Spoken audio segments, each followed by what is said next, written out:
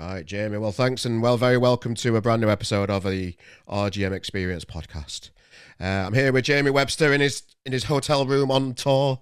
How you doing, pal? You all right? I'm good, Carl. Thanks very much for having me, mate. No, you're very welcome. So where are you now then? What do you know? I'm in I'm in Newcastle at the minute. Oh, right, okay. We started the tour in Glasgow last night, Yeah, and sold out SWG3 and big room there. So it was 1,300 Glaswegians. yeah. Starting off on the tour, and I mean it was an unbelievable night. They really know how to have a go, those Glaswegians. You do. I hear that from a lot of artists. The Scottish crowds, or particularly the Glaswegians people. What is it about what's in the air in Glasgow that makes magic happen at gigs? I don't know, to be honest, it reminded me so much of a Liverpool hometown crowd. Yeah. It was really, but with the Scottish edge, obviously. Do you know what I Mm. mean? I don't know what it was. Yesterday it was St Andrew's Day, so that could have had something to do with it. Like, you know what I Okay. mean? Bank holiday. But I mean, I'm taking nothing away from the crowd. They're one of the best I've ever played to. Like, Yeah. he hung off everything I said and sung, and you know, there was some great moments last night, and I've been looking back at some footage today already, and I'm just buzzing. I can't wait to go again tonight in Newcastle. Well, I had a little nosy on your socials, and you had a few troubles with your van and that getting there, didn't you? Just to add to Yeah, all the stress of it all. So that looked like fun. yeah, it's part of it, innit? You know what I mean? Me tour manager Hutchie, Ian Hutch, he's a great fella. Like he's just bought a van off a well-known tour manager in Liverpool called Gary Murphy, but he's known as Gary Bandit. He's he's Inhaler's tour manager, Yeah. Okay. and that was the bus to fucking Inhaler about until now that they're obviously doing big venues and sleeper buses and Renneker and stuff. So we had no use for the van. So my tour manager bought it off not long ago. And we set off at the time. We literally pulled up at mine, went to leave, and the hazard lights come on, and we couldn't get them on. We'd had trouble before that because the second van didn't turn up, but we got there in the end with all that. That wasn't too bad of a delay, but we were sat.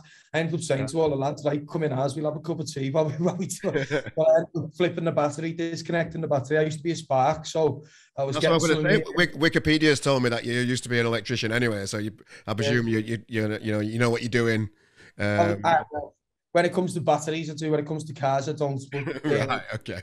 we thankfully my girlfriend's dad knows a lot about cars, and he just told us Yeah. to just turn everything off, lock it, sit inside for an hour, and then come back, and the computer should have reset. And he was right. So Oh, there you go. yeah, but then we had a leak. Then once we got in the van, there was a leak in the roof. So then I had to get the duct tape up and sort the leak out. But no, it's all. It was a good laugh. We had a laugh with it. You know what I mean? We Yeah. weren't Yeah. gonna. We were buzzing to get on the road. So we weren't gonna let it defeat us in the first instance. Like we was always gonna get on the road and get there. So yeah, it's just part of what happens on the tour. But it's nice that other people can get to see a side of that because they think Yeah. it's all good and glamour. You know what I mean? But it's Ano- not. You know what I mean? Another thing you mentioned on your socials as well is that you are openly looking to show people behind the scenes and stuff, aren't you? What made you Yeah. decide to do that? Well, I love it. More people should do it. I love it. It's a great idea. well, yeah. But the thing is, like, you know, everyone knows what a musician does on stage Mm. because they see it. You know, even in the studio to some extent, there's a lot of documentaries released about recording processes, and you know, nearly every album that's recorded now has a videographer with them doing this. But I just think on tour, it's yeah, obviously you put up your clips of being on stage because that's obviously from a marketing point of view, it sells your next few gigs out. You know what I mean? When people see what was going on, and also it's good to let people know what's happening. But for me, the fans come to your gigs and buy the tickets, so they already know what happens on stage today with you. They share that moment with you. So when I was a music fan, I always used to think to myself, like when I go and see, Noel Gallagher or whoever it was, I go and see, you'd think, I wonder if they're in the building now. Yeah. Like, I wonder what they're doing now. Do you know what I mean? It's just what you think as a music fan, isn't it? And yeah, I wonder what they're like. I wonder what they're doing getting there and blah, blah, blah. And I used to be I used to be fascinated with the idea of what's it like backstage until I started this magazine thing and went backstage a few times and realised that it's quite rough back there, isn't it? It's not glamorous behind the scenes. Even in festivals, there might be a table with some sandwiches on and a few beers and some portaloos. It's not very glamorous behind the scenes, really. So no. People think obviously that it's like it's good to be backstage, and you know, like get, you know, get backstage. And Yeah. when people, even my mates who come back and see it, they go, you know, there's a lot going on, like, isn't there? Do you know what I mean? And you're like, yeah, not that. I mean, I got in the shower just before my gig yesterday, and as I walked out of the shower, there was just people in the dressing room, and I was like, oh, hang on a minute, you know what I mean? Yeah. It's mad, but you know, we like to give people that insight to traveling in the van, and Yeah. you know, people probably think, you know, a big massive tour bus with a big bed and all that, and that's not yet, you know what I mean? That's where we aim to be, but you know, for now, I can just show you what I'm doing, and it's sitting in the back of a Mercedes-Benz Sprinter that's being converted, and yeah, it's just, but it's a good laugh, do you know what I mean? The lads get on dead well on the road, and there's a boss, there's a 10-man party on the road with us, do you know what I mean?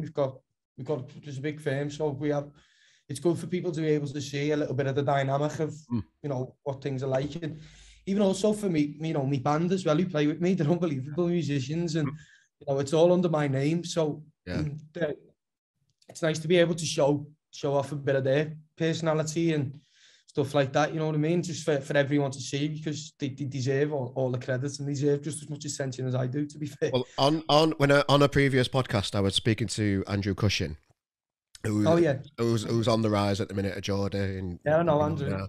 Yeah, and he's like, you know, just loving life at the minute. You know, he's on the rise like you know, on tour, doing the music thing, and just out there enjoying himself. And he's got the band around him now, and he's just like, he just feels like, you know, it's taking everything to another level, having all these people behind you, and building that sound up, and you know, taking that out on the road now from when he started off doing the solo stuff. How does that feel for you? Yeah, it's the exact same thing, to be honest with you, mate. I know exactly where he's coming from. 100%. It's like, you know, you release these records that are produced with obviously production on them, you know, drums, bass, keyboards, guitars, strings sometimes, you know what I mean? Like, you know, you want your records to sound worthy of recording it, you know what I mean?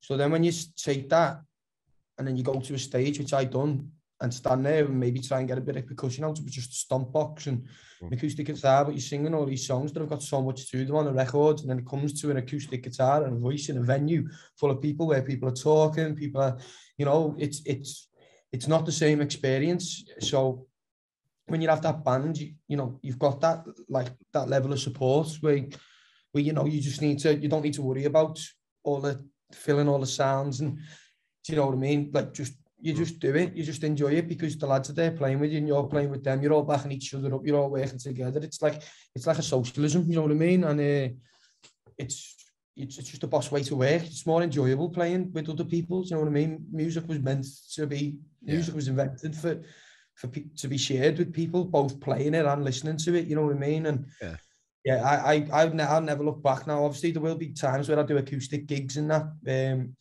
you know, and that'll be because of, you know, maybe intimate settings and stuff like that, you know what I mean? But by and large, when I'm on the road now, I'll never look past having the band with me, because it's not only for me, for the people who come to see it, I understand if you come in to see me in a 100 cap venue, or, you know, even less, then yeah, it's nice to get the acoustic out and have an intimate, quiet, sort of different stripped back experience. But when you're in them big venues with the lights and, you know, the ale and everything else, and everyone's up for it, you know, for the experience of the concert goer, it's better for them to have the production, to get the big guitar sounds, the drums, the bass, everything, you know what I mean? It's just a better all round, a better experience. It's more of a party, and that's what you want. Do you know what I mean? And I love my band that I play with. The lads, they're phenomenal musicians. They don't only play with me, they play with the Coral, they play with the Lightning Seeds, they play with a girl called Brooke Colm. They're like the band, you know, the band, Robbie Robertson, and who backed up Bob Dylan. They're literally like them. They're amazing musicians, and I'm lucky to have them on the stage with me, you know what I mean? So, like, there'll never be a point where I'll say to them, no, we're not doing it anymore. It'll be them telling me that they can't do it. That'll be the only way I'm not with these four lads, do you know what I mean? Yeah. Well, I can remember, like, 5-10 years ago, since, you know, me hanging around the industry and just being in bands, and, you know, my band split up over 10 years ago, and I started this magazine thing after it just because I wanted to stay involved and do my own little bit. And it always seems that as a soloist, always seemed the hardest journey into the music industry. But over the last couple of years, like yourself, like Andrew, Sam Fender, the soloists are like headlining festivals now. Yeah, yeah. Jerry Cinnamon has come from nowhere. Well, not from nowhere. He's worked hard. You've got to work hard to get anywhere in this industry. But there does seem to be a space in the industry now where there is room for soloists on the stage. Do you know any insight into what your thoughts are on that? I just think things come in turns. Do you know what I mean? I think the music industry tends to work in turns, and there'll be a phase where indie bands are it. You know what I mean? They're what's on the radio. Do you know what I mean? That was like the back end of the Arctic's phase. Do you know what I mean? There was a lot of. Do you think there's going to be like loads of? Do you think leather jackets and bands stood in front of a wall is going to come back? They were a big phase in that for a while, weren't they? Yeah. Well, that's not my style. Like, you know what I mean? But whatever anyone wants to do, anyone, you know what I mean? Whatever, music's your own expression, isn't it? So fair enough. Do you know what I mean? Yeah. Fair but like I say, it's good, and I think as well about that on that point about solo artists and stuff like that. I think a lot more young people have got a lot more things to say now. About society, about views. There's so much information out there now, and people take to it. And if you can play the guitar and sing a few songs, and you can put that what's in your head into a song, you know what I mean? People relate to it. Do you know what I mean? Because all them artists that you've mentioned there, they've all come from working class backgrounds. Yeah. Do you know what I mean? They've all lived a normal life, like the rest of us. Do you know what I mean? So they're documenting their struggles, their joys, their escapes. Their experiences, their friends' experiences, whatever. And there's so many of us who listen to those songs and go, fucking hell, yeah. I can see that, that's like when blah, blah done that, or you know what I mean? Or I relate to that in my life because this is going on or whatever, do you know what I mean? And that's why you look at, the biggest names of the music industry, like Bob, my number one hero is Bob Dylan. And now his music is still really, really, really relevant today. You're talking 60 years on. Yeah. And that's because he had something to say, and he come from a background where there was a lot going on. There was a lot of this, there was a lot of that, there was a lot of change. It's a different type of change that we're all going through now, but there is a lot of change in society. Do you know what I mean? And we're adapting to it, and we've all got a thing to say about it. And that's just what we're doing. We're just putting, everyone's got their own script at the end of the way I see it, you know what I mean? And we're just putting our solo artists and bands, you know what I mean? We're just putting, who write about topical subject, you know what I mean? Topical things, not just living a champagne lifestyle that they don't live. I'm not talking about all that shit. I'm talking about people who write songs about real things that hit home with people. Everyone's got their own sort of versions of things, and we're just telling our stories, do you know what I mean? On our own little paths, walking our own lines, and just, if people, we're lucky that people relate to us, and people, want to share want to share that story with us and share that experience. And I just feel like doing what I'm doing now, seeing what I seen last night, I feel like the luckiest cunt in the world. Do you know what I mean? It's like, do you know what I'm saying? Like, so I made up the, solo artists are back in a big way, but I would probably argue that they never really went away. They just, they went mainstream. Do you know what I mean? We were always there, and we were always at the followings, you know what I mean? But they were just never all over the radios. I think now, because there is so much going on and there's so much to say, and so much more, direction towards these songs, and so much more promo and everything around, that you could do everything with songs these days. Do you know what I mean? That it's becoming a movement now where people are like getting behind, like standing up for what they believe in, and they like to do that with thousands of people who feel the same way in a concert hall or a festival. Do you know what I mean? And well, you mentioned society's changing there, but every one of those names that are listed are male names. There doesn't seem to be there doesn't seem to be the female soloists out there in the world. I think that needs to change, because you've only got to look at Joni Mitchell, who's a massive, massive inspiration of mine. You know what I mean? Zuzu from Liverpool. Sorry? Zuzu from Liverpool, another one. Zuzu's another one, yeah. But Joni Mitchell is like, if she was a man, she would have, and this isn't, I'm not being, I'm against this, what I'm saying. If Joni Mitchell was a male back when she was doing what she was doing, she would have 100% been as big as Bob Dylan. She's like, and she's not the only one. I'm not the only one to say that. Bob Dylan will tell you that himself. Do you know what I mean? So would, you know, any of the Beatles, any of Crosby, Stills, Nash, Young. Do you know what I mean? They'd all tell you how good she was. Do you know what I mean? You only got to listen to her words and the stories that she tells, and you know, she would have been a mega star. Do you know what I mean? And it does need to change. I think it's because people, it's that idea that's been passed down the years where girls just need to be sexy. Do you know what I mean? And beautiful and saying, and that's, but it's not. You know what I mean? But you're starting to see it come up now. Do you know what I mean? There's a lot. I can see it on, you know, on the grassroots levels. I can name Nguyen. Nguyen's another one, yeah. There's well, Brooke Combe. You know what I mean? I just mentioned her. She's a good friend of mine. Do you know what I mean?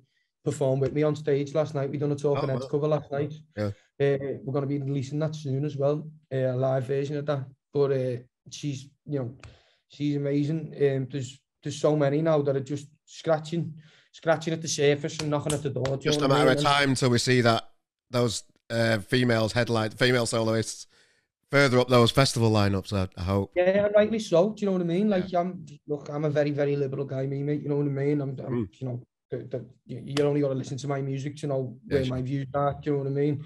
And yeah, I completely agree.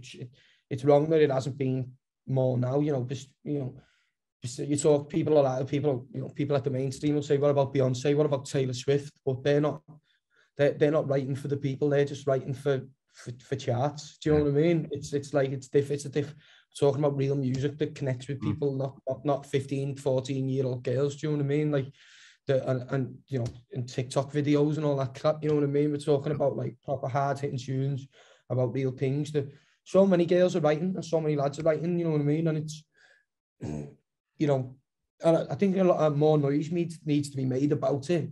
Yeah. For before a massive change can be made, but it's no good me sitting here and saying it. You know what I mean? Because, you know, I haven't got the platform yet for people to, you know, for, you know, millions of people to listen and take notes and say, yeah, you know, I haven't, you know what I mean? Obviously Adele, do you know what I mean, is doing, you know, she does massive things in the US, but, you know, we're talking singer-songwriters, do you know what I mean? I think Adele's got a beautiful voice, do you know what I mean? Like, I like a personality and everything. I'm not slating Adele. She's an unbelievable talent, you know what I mean? She's fucking amazing what she's done, but Amy Winehouse as well, do you know what I mean? But it's still, I think Amy Winehouse was probably the last one, do you know what I mean?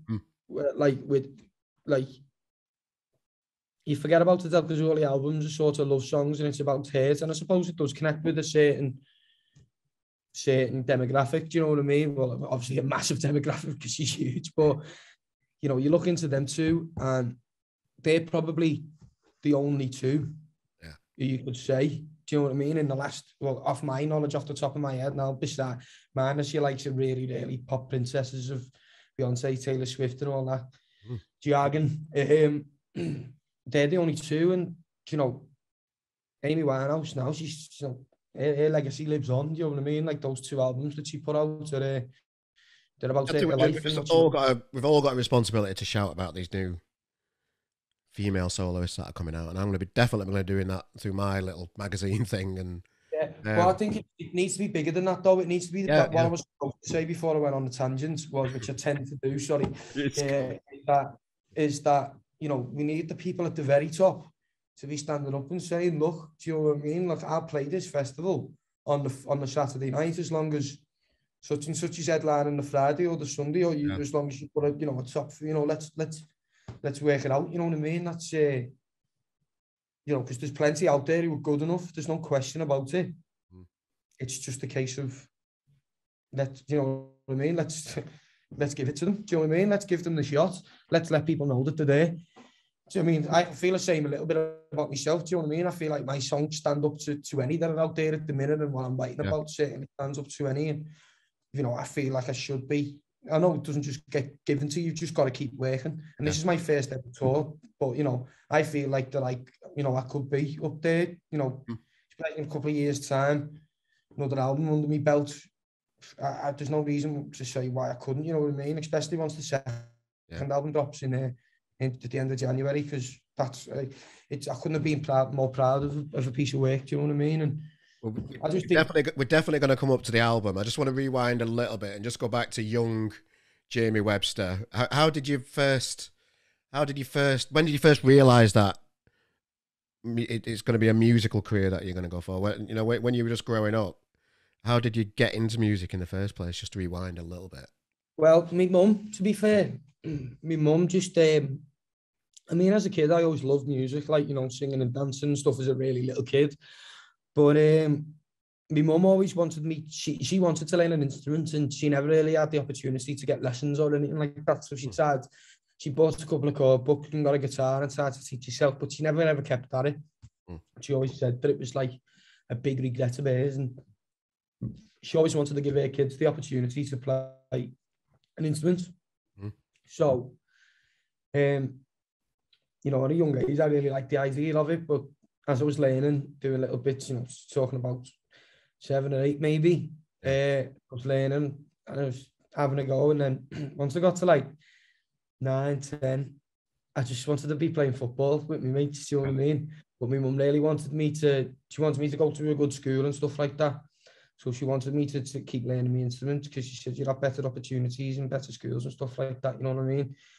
And I hated it, like, you know what I mean? And I always said, like, well, can I stop when I go to senior school? And she was like, yeah, but, you'll thank me one day when you're older, sort of thing. And I never thought I would.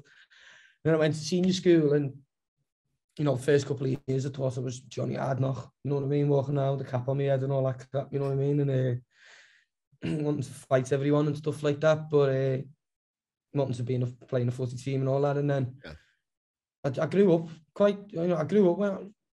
I've always been quite mature since the age of like 13, 14, do you know what I mean? I've always been quite a mature kid. And the lad Danny, who plays guitar with me, actually, he's outside, I think, having a smoke. He'd probably be walking back in a second, but I met him there, and he was always into playing, because he's fucking amazing lead guitarist. Like, he's been brilliant since the day I sort of watched him play when we were about 13, 14. And he was just into music in a big way. He was into, Beatles, massive Beatles fan, you know what I mean? Like, Oasis, everywhere, all that. And like, he got me into that Oasis phase and that. And I had another mate who I grew up with, who sort of got into the Kings of Leon really early, Sex on Fire and stuff like that. And he got me into that. So I started listening to all this new music, and I was like, what? Like, this is, it just stuck to it, you know what I mean? My love for music must have just always been there. And I just remember like picking the guitar back up, and I remembered a couple of the chord shapes that I was taught before I stopped doing my lessons. And I worked on them, and then I'd go into school and say to Danny, hey, how do you play this chord? And that, you know what I mean? He'd show me at dinner time and that. And then just like practice every night. I'd get home, just like learn a new Oasis cover, learn a new Beatles cover, learn a new Jam cover. You know what I mean? Just playing and singing and just practicing, and just, my mum and dad come upstairs one day and was like, you sound really good, son. And I was like, well, you're my mum and dad, you're gonna say that, you know what I mean? So I played in front of a couple of mates, and like, mates who would have took the piss out of me if I was shit, you know what I mean? Yeah. And true, like praise or humble type thing. Yeah, like my mates, we still are, we're fucking savage, to each other. Like, it's rough, do you know what I mean? When we all get together, it's like take the piss out to each other, and people go very deep and very, you know what I mean? Like, so like, if I would have been shit there, someone would have just said, lad, that was fucking terrible, like, you know what I mean? And like, they would have told me under no uncertain terms, and they still do now, to take the piss, do you know what I mean? Like, I'll walk off stage and one of them be in the dressing room and go, fucking shite that, do you know what I mean? But obviously, like, keep you grounded. The good people to have around you, do you know what I mean? And my family and my girlfriend as well now, especially, do you know what I mean? But like back then, so I played to a couple of mates, and they were like, fucking hell, lads, that was like, that was good, you know what I mean? You can sing, can you do another one, or other ones, so then I play another couple. Like, it takes quite like, how old were you when you started busking in Liverpool? Yeah, well, I joined the band. First thing, me playing the guitar caused a couple of my mates to learn the drums and the bass and stuff like that. And we joined the band. We were shite, we played it on the circuit for a bit, like between the ages of like 16 and 17, and then we do, everyone was into different music, everyone was doing different things. We were all growing up, we were kids, you know what I mean? So it's 10 years ago now, that, you know what I mean? So then I just jumped on straight onto the, well, when it split up. So then I jumped straight onto the open mic nights and, you know, trying to get work in pubs and stuff like that, you know what I mean? And I was quite lucky. And then that's how it all started. I had a door in, like, I always wrote songs and stuff like that, even since I was about 15, 16, obviously, with being in the band. Yeah. Then that's when I fell in with the Liverpool Crowd, and I played a little bit of that. I sort of got a name for myself through being associated with LFC. But it was a great platform for me then for a few years. That's what I want to ask. How do you, what happened to take you to the, or to open up more opportunities as somebody busking on the streets?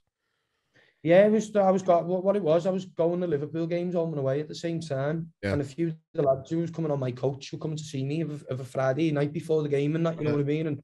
And sometimes if after the game, if I'd be playing in a pub, a few of them would come down because like we might be in a match with them, and I'd say I'm playing in a bar now, and down and he'd say, oh, fuck, we'll come up with you, lad, you know what I mean? Just see what it's like. And then there was an event that was ran by a few lads who were like, you know, in like a few like well-known supporters groups or like well-known cliques at the footy, and they asked me to start playing a few covers and stuff, and like that, loads of people who used to go to the game used to like from Liverpool used to go to these events, and everyone just took to me straight away, and that built my name then. And you know, they asked me to play a few Liverpool songs, so I did. That took me to LFC and all that, got me like a bit of a national and global recognition. And then, but I'd been playing my own songs all the while, you know, through it, and then it was getting to a point where people were like, playing the gigs and I'd play my own songs and people would be singing all the words to my own songs back to me, and it wouldn't have been released. It'd just been because they'd see me playing them in the pubs every week and stuff like that. And then it was getting to a point where the whole room was fucking singing it and bouncing it, and they were going off more than any of the covers or any of the Liverpool songs and anything like that.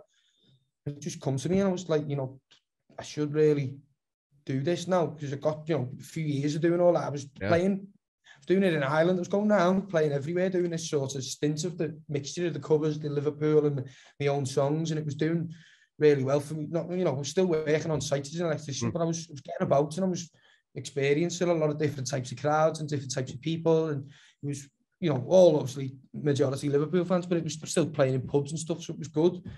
And then I played in Madrid for the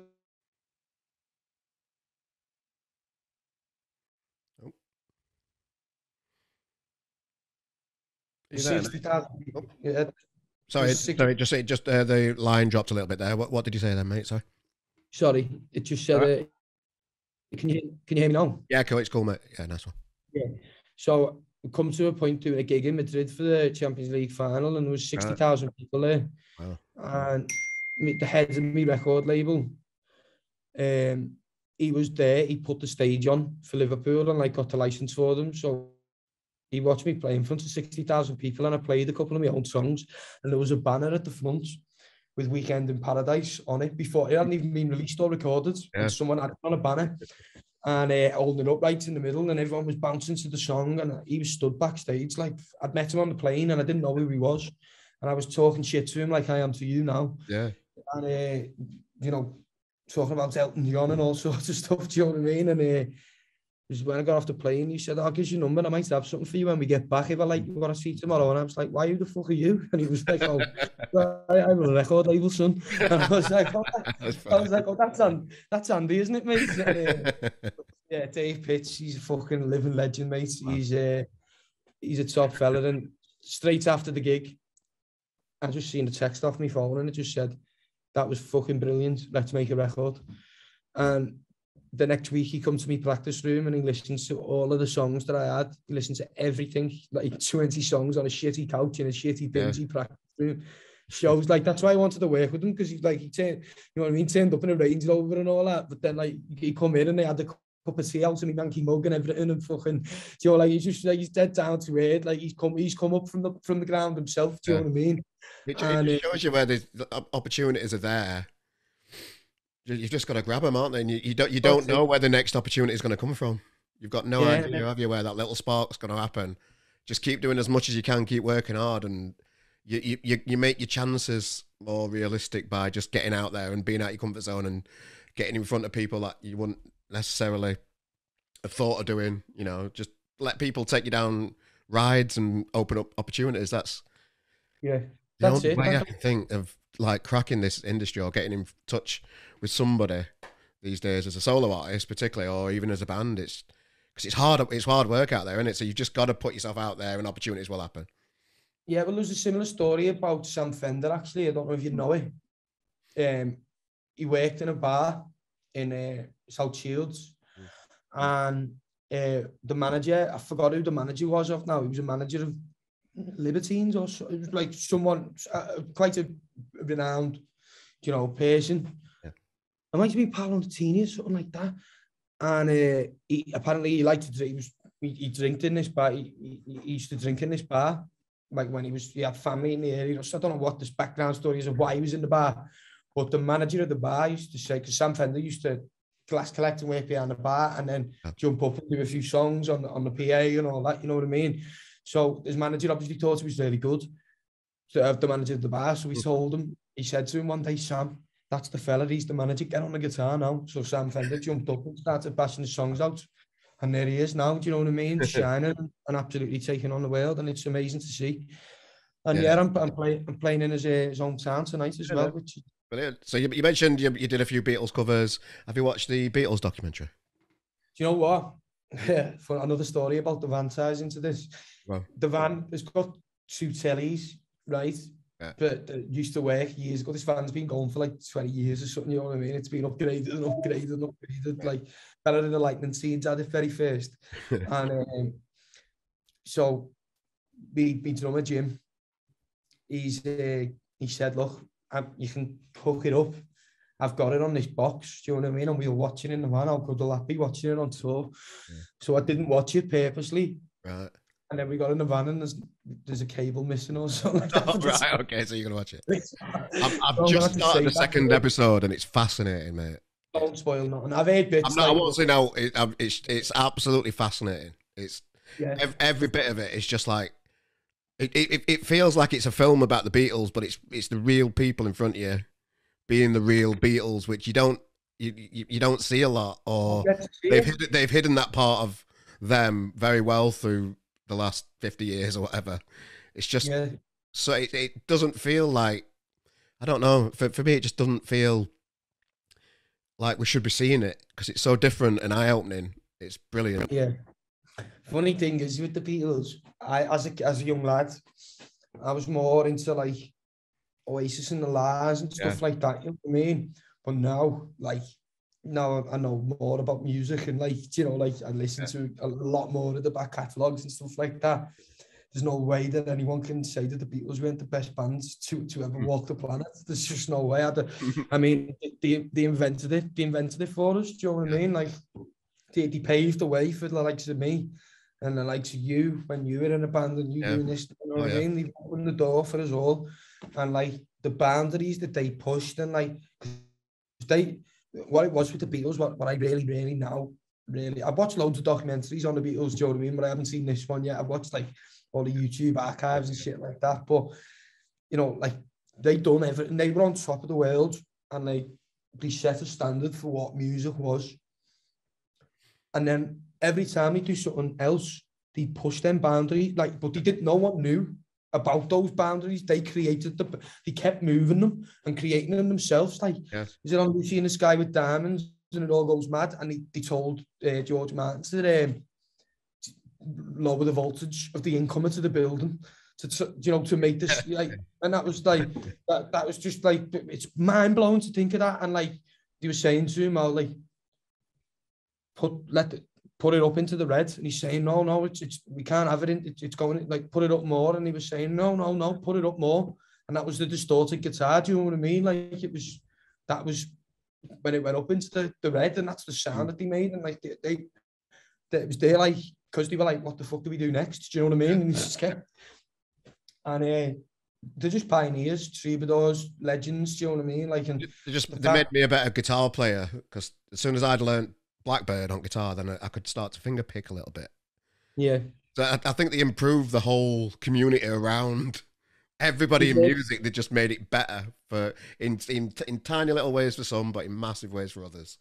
And have you got a favourite Beatle? It's always been John Lennon for me. Yeah, George for me. But it's changing a little bit from watching the documentary, but I'll not tell you why. Yeah. I've seen some of the clips, to be fair, that's on the Yeah. documentary, because one of them's on George. Have you seen Living in the Material World, Yeah. George Harrison documentary? Some of them are like quite close to that, you know what I mean? Because there's a bit from the Let It Be sessions and that, you know what I mean? Where like, but yeah, George is like my number one. No, and it's probably quite surprising because John Lennon was so vocal and political, but just think, He seems a lot quieter than what I thought he would be in the documentary. John Lennon is one thing that I'll just yeah, open up with. yeah, And George is George. quite vocal, which surprised me. Yeah. No, but I think that was. I mean, I knew that George was a bit more Yeah. than people thought. I knew that about him. I knew he was a really funny fella, you know, George Harrison. Yeah. He's like, he loved comedy, and like there's so many layers to him. Do you know what I mean? That you wouldn't even realize so many things that he'd done behind the scenes, and that it's just such a like he's a proper like Paid for the Life of Brian to be made. Monty Python film and all that kind of stuff. He mortgaged his house for 4 million. Yeah, because he wanted to see it. That was all because he wanted to see it. You know, what a fucking legend. Do you know what I mean? And obviously he got it back and whatever, but God rest him, like, you know what I mean? But 20 years yesterday, I think it was, since he passed away. Was it? I think, yeah, he's just and like he just makes the guitar sing. Do you know what I mean? Like he like that guitar, that tone, and that, just like he just makes it sing to you. Like it's just, you know, a George Harrison guitar solo or guitar riff when you hear one, you know what I mean? You're just like, yeah, George. Do you know what I mean? Like, I learned how to play something. Yeah. As soon as you play that on guitar, it's just like, I don't know, it's just like you just feel special just by playing that little. Yeah, the isolated vocals for something. I can't think off the top of my head. I probably will have done it with all hours I've put into watching them, but it's not coming to my head. Go on. If you Google something isolated vocals or isolated harmonies, it's like just the raw mics of Paul and George. Do you know what I mean? And it's like, do you know that? I don't know. Okay. But Paul McCartney does that. I don't know. And it's like, you know what I mean? You're listening to it like, wow. Yeah. Like, it's amazing. Just like, they were unbelievable. Like, to be that good songwriters and then have all three years to be that good singers and fucking, do you know what I mean? They could all have played each other's instruments, probably fucking, you know what I mean? It was just an unbelievable band. And like, crack on with, find that lead, mate, and crack on with that documentary. I can't recommend it enough, mate. I'll stop talking about the Beatles because I don't want to spoil anything for you. I've not finished it myself, and after this interview, I'm going to probably finish it off.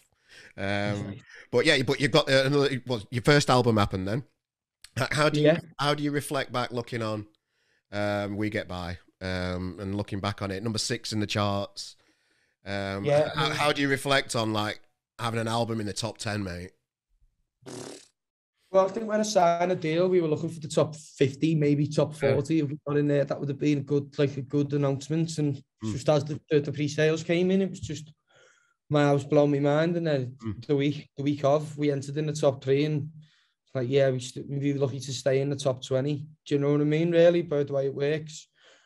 And people just showed loads of love to it, and it was an overwhelming like week. So to be honest with you, like, when the number 6 come in, I was sat in my rehearsal room, like, and on my own, I was writing. Right. When number 6 come in, I was writing, and it's come up. How do you find out the final position? Is just your manager tells you, or do you get a text from the charts or something? How does it work? Yeah, they have the emails with the charts, don't they? I tend to stay out to them and just get me updates off them every day. But like, they just come in about 5 o'clock on the Friday. And it's just like, I think I come in about 3, 4. And I was just fucking punching the air and like screaming in the pracky room, you know what I mean? I was buzzing.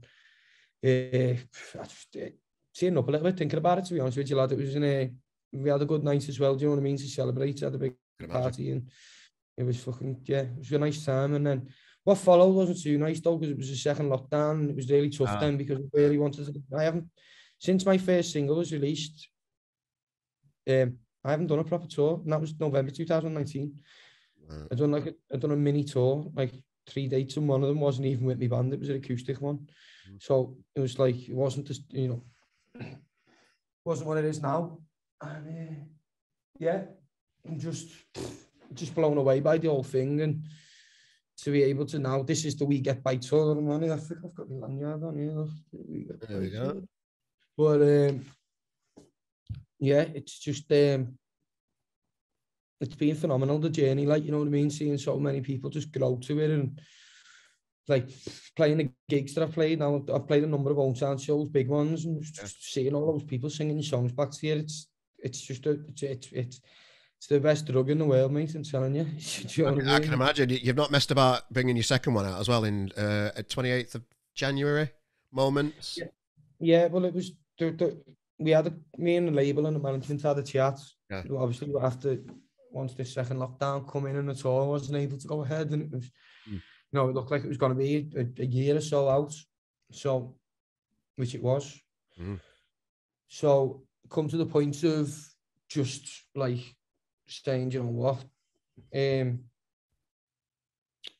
like there's nothing else I can do but write more tunes. Just write about what's going on, write about how I'm feeling, you know, write about other people's lives. Just do what you do. You know what I mean? You've got to. There's no. If I ever had stopped, I would have just been like dead. Do you know what I mean? Like, not dead, but you know what I'm saying. I would have been really, really battling with me mental health, probably me, because just you know, you go from album campaign, which is all go, to getting the results and then to nothing. It was a mad sort of deflation, and then obviously as time passed, the listeners went down, and you know what I mean. And you think, I need to fucking gig here to get, you know, and then obviously how you worry, you question everything, you know. So I just had to get my head back into writing, and it got me out of it. I wrote myself out of the rut that I was in, you know what I mean. And you know, got the second album done now and managed to get a couple of gigs done in the like a festival and a couple of gigs done in the summertime, sort of.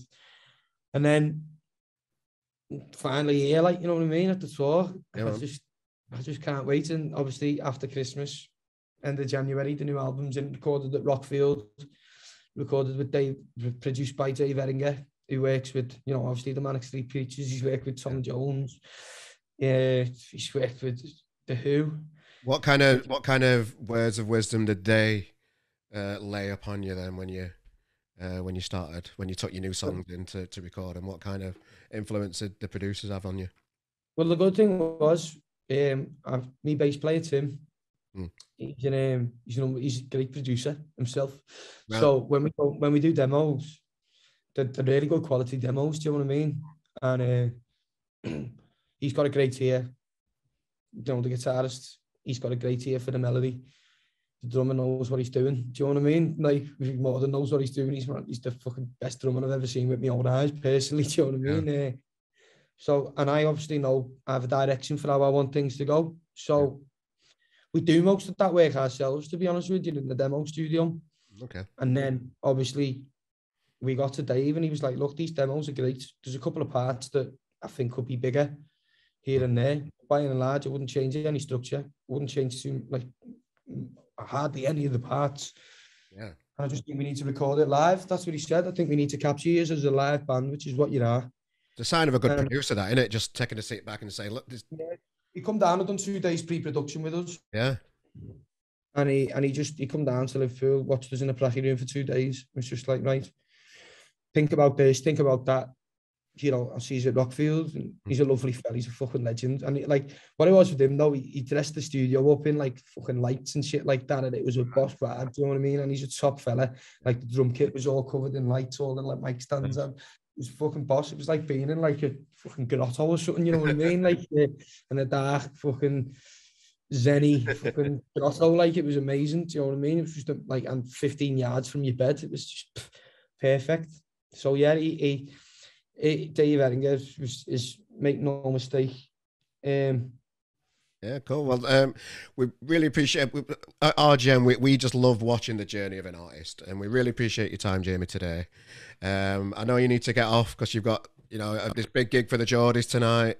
We wish you all the best, mate. And is there a little mention or a little message that you might have for your fans just to leave the interview with today?